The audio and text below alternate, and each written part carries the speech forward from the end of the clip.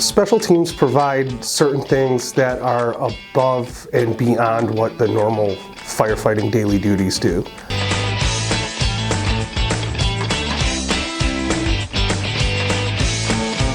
We have my team, the peer support team, we have our Hazmat team, and we have our tech rescue team. I'm Lieutenant Daniel Garvey II. I've been with Madison Heights Fire Department for almost 18 years, and I am the leader of the Madison Heights peer support team. We currently have 3 on ours, and we're looking to get 1 reserve person. The peer support team is here to promote positive mental health especially during critical incidents.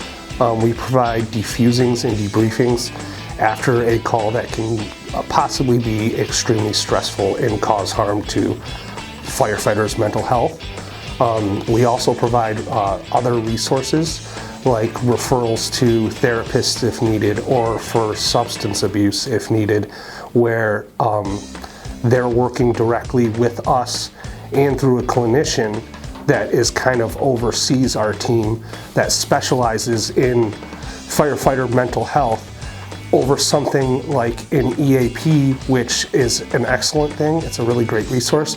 But peer support is like firefighter to firefighter, and that's something that has been found through research to be a more positive approach to handling firefighter stress. So they can see someone that's specialized in dealing with, in finding people that can know how to deal with the type of trauma and critical incidents that we see. We have a CISD or CISM, which is Critical Incident Stress Management or Critical Incident Stress Debriefing class. There's also a specific peer support class put on by the IAFF, which is the International Firefighters Association. And that's like a 5-day class, the other one's a 3-day class. And we also highly encourage our members to attend a course called To the Rescue, which is like a nighttime thing where you have dinner, you can bring your spouses and family members, and the instructors of that class really go over the stresses of the job that our families outside might not know, because it's not something often that firefighters want to open up to with their families because they don't want to put that type of trauma on them. And I think that's what makes the peer support team it makes it so invaluable for our department and all departments that have it, is because firefighters can relate to each other because we've all seen, these horrible things.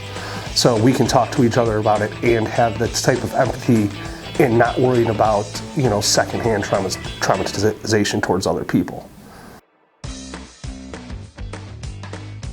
We probably, I would say, get used the most out of any other team just because of the nature of the team.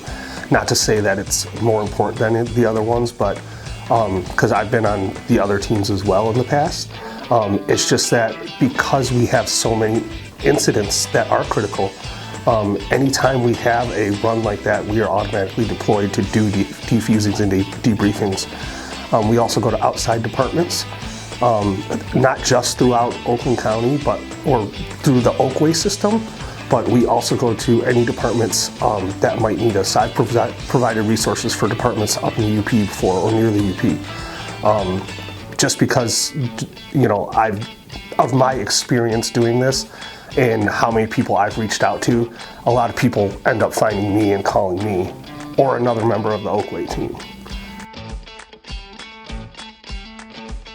There's really, after you get the initial training done, there's not much as far as day-to-day work that needs to be done with it, but we do throughout Oakway bi-monthly trainings throughout the year, and those are coordinated between not only our team but also with our clinical director, who's kind of because she's a licensed clinician, so she oversees what we're doing and provides those trainings. As far as day-to-days, like I said, any traumatic call, whoever was on that call is automatically going to sit down and kind of go over the incident, and then there will be a follow-up within 48 to 72 hours to rediscuss and to make sure that everyone's doing okay. And that does happen pretty regularly. So it's not really a day-to-day thing. It's more like looking out for stuff like that and monitoring, like, okay, well, what have we been on and how's everyone feeling? And it's not really like sitting down and talking about your feelings necessarily unless they wanted to. It's more diffusing about the incident itself. What happened on the incident, what went right, what could have been better. And they found that that's really effective, just dissecting what happened in helping to reduce the incidence of PTSD, complex PTSD in firefighters. So, and everything's confidential, so, you know, anything said in those meetings can't be shared with anyone else. So, and that's a big reason why it's so effective as well. I'm Travis Christie with the Madison Heights Fire Department. I'm a firefighter and paramedic. I've been here a little over 2 years and a little over 4 years in total with the fire service. I'm on the CPR team with Lieutenant Brown and Firefighter Chapman. Lieutenant Brown watches the team and got his certification with the American Heart Association. We basically teach the community and other firefighters and people in our service proper ways to do CPR and certify the different communities and schools in CPR certification. We're certified instructors through the American Heart Association. We're also, everybody on the team is also a paramedic and firefighter. We use these dummies to give us feedback on if the student's doing CPR correctly, deep enough, and fast enough. It also lets us practice giving breaths.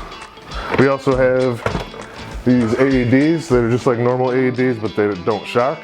We use those to help learn where to place them on a patient and how to properly use an AED. Day to day we teach citizens CPR so that they can go out in their lives and have that information. We also train regularly at the different schools and some of the gyms and other municipalities around the area. We keep each other and other firefighters and some of the police up to date on CPR programs and their own certifications. And then just regularly looking at our CPRs that we do have on calls and looking to see what we could have done better or things that we could kind of quality improve and make for the future. My name is Jacqueline Chapman. I'm a firefighter here in Madison Heights. Yeah, my name is Dustin Toll. I'm a firefighter paramedic, and we're both on the peer support and fitness team. So there's 3 members on the peer fitness team. Myself, Dustin, and Captain Powers is the lead of our peer fitness team. So basically we plan out a workout every week for the unit that we're working on Friday, and then we also, if guys need extra help with training or nutrition, we'll support them in that role as well too. Myself, Firefighter Toll here, and Captain Powers, we all went through a peer fitness class put on by the IFF, the International Association of Firefighters, the National Firefighters Union. Firefighters from all across the country attend this class that want to begin a peer fitness health and wellness team within their department. It was a 6-week class, 2 days a week online. Typically, prior to COVID, they were in 3 days in person. We took it online, and that class kind of goes over some structuring of workouts, planning of workouts, effective coaching methods. It goes over push, pull, hinge workouts, some anatomy, physiology, and then essentially just teaches you how to be an effective peer fitness trainer and coach. Some of us have continued education. I got my USAW Olympic weightlifting level 1 coaching certificate. I think there's some plans for some other members to get a CrossFit level 1 coaching certificate. But the minimum requirement is that IFF peer fitness certificate, and then there is some continuing education. It has to be renewed every 2 years. We have barbells, traditional weights, dumbbells. We also have some kettlebells that we can do some more functional movements with, bands, And you can see we just got awarded this fitness grant, so we have a nice rig to do many different workouts off as well too. So within all the equipment, we can program and choose a different variety of exercises to meet each individual's needs. We also at both stations have a treadmill, a exercise echo bike, and a rower for some cardio equipment. I would say more so our day-to-day is just try to get a workout in, time permitting, at least do something to get moving. And then every Friday we do have a set workout that we'll plan out, and it's actually going on right now. So. Working on motivating other members of this department to take fitness seriously, even if it's just a 10-15 minute workout every day, trying to encourage other members to get involved. And then we have done some quarterly challenges within the department, so we'll, within the team, set up a challenge, email it out to the department. They have to submit their times or their scores by a certain date, and then whoever wins a prize, and then everybody gets something for participating, but then the winner gets a little something extra. We're just trying to motivate and then build a better fitness culture within the fire service. My name is Alan Roeder. I've been on the Madison Heights Fire Department for the last 7 years. Been a member of the hazardous materials team for almost as long. Currently on the hazmat team, there are 7 members. We have 2 from each unit plus an extra. In terms of the team itself, there are no real specific defined roles other than team leader and team members. All of the members that are involved, currently we have 3 that are not hazardous materials technician certified. In the state of Michigan, in order to be certified as a firefighter in the state of Michigan, you have to have hazardous materials operations, which is 1 step below the technician level. Oakway has 10 months out of the year, 2-day span of training on various subjects. The Department of Madison Heights, we also, in each individual unit, we have 3 units. Each individual unit has at least 1 hazardous materials technician on that unit, and they are responsible for every other month helping to update and refresh the other members of the department at their hazardous materials operations level in terms of training. So we will do a couple of hours training every other month on a specific subject. Oftentimes we will utilize more specialized equipment, whether it be a specialized monitoring or fully encapsulating personal protective equipment that is a splash protective that it requires the use of a self-contained breathing apparatus because it's completely and utterly sealed off from the outside atmosphere, and you could suffocate if you don't have that. But we also utilize other testing equipment, radiological equipment. We try to keep individually up on what we go through. We have to remind ourselves, okay, well this is what this chemical does, this is how it reacts, this is what the hazards could be. It could be, that we have to use a plume modeling computer program to define that, oh, well this is going to cover however many miles, and then we're going to have to evacuate because it's so dangerous, or if it's just nothing. Not that often. It always is dependent upon the situation itself. Oftentimes where it concerns smaller hazardous materials responses such as a fuel leak.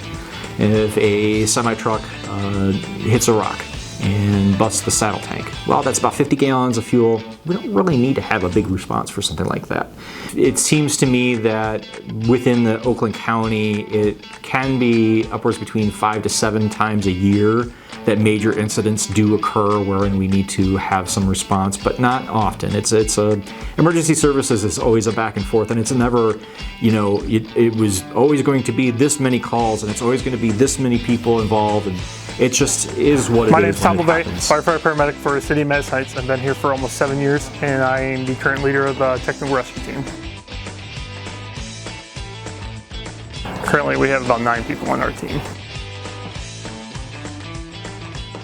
we respond to any incident that might require more specialized training for either high angle rescues, trench rescues, and they need specialized equipment to get them out, which would be something along this line, a trench panel to keep them stabilization.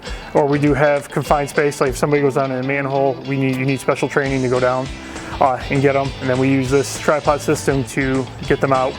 We do also do the high angle rope rescues, which we kind of talked about in our Tower 71 video a little bit.